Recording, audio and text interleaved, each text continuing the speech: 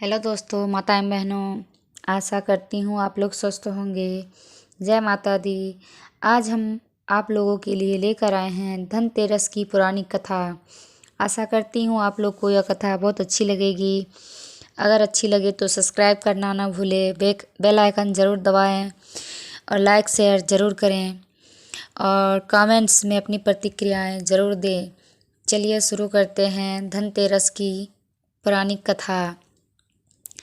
एक बार यमराज ने अपने दूतों से प्रश्न किया, क्या प्राणियों के प्राण हरते समय तुम्हें किसी पर दया भी आती है?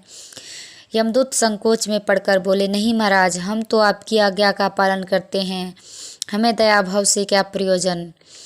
यमराज ने सोचा कि शायद ये संकोचवश ऐसा कह रहे हैं, अतः उन्हें निर्भय करते हुए बोले, संकोच मत करो।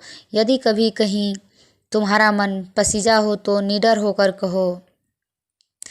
तब यमदूतों ने डरते डरते बताया, सचमुच ऐसा ही घटना घटी थी महाराज, जब हमारा हृदय काँप उठा था। ऐसी क्या घटना घटी थी? उत्सुकतावश यमराज ने पूछा। दूतों ने कहा, महाराज, हंस नाम का राजा एक दिन शिकार के लिए गया। वह जंगल में अपने साथियों से बिछड़कर भटक गया और दूसरे राज्य की सीमा में चला गया। फिर वहाँ के राजा हेमा ने राजा हंस का बड़ा सत्कार किया। उसी दिन राजा हेमा की पत्नी ने एक पुत्र को जन्म दिया था। ज्योतिषियों ने नक्षत्र गणना करके बताया कि यह बालक विवाह के 4 दिन बाद मर जाएगा।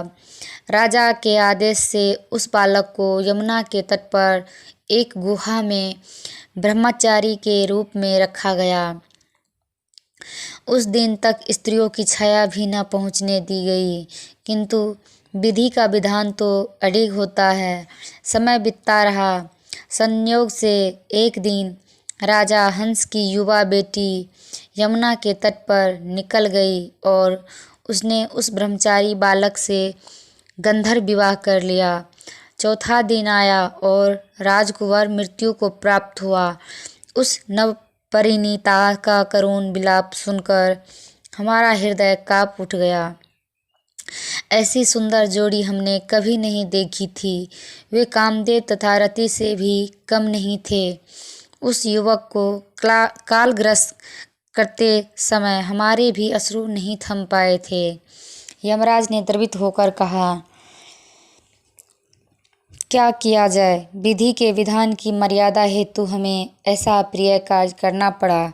महाराज, एकाएक एक दूत ने पूछा, क्या अकाल मृत्यु से बचने का कोई उपाय नहीं है?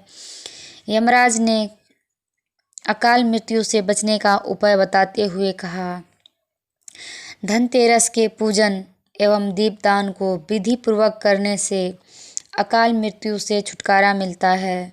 जिस घर में यह पूजन होता है वहाँ अकाल मृत्यु का भय पास भी नहीं फटकता। इसी घटना से धनतेरस के दिन धन्वंतरि पूजन सहित दीपदान की प्रथा का प्रचलन शुरू हुआ। ये थी हमारी आज की कथा। ध्यान से सुनने के लिए धन्यवाद। जय माता दी।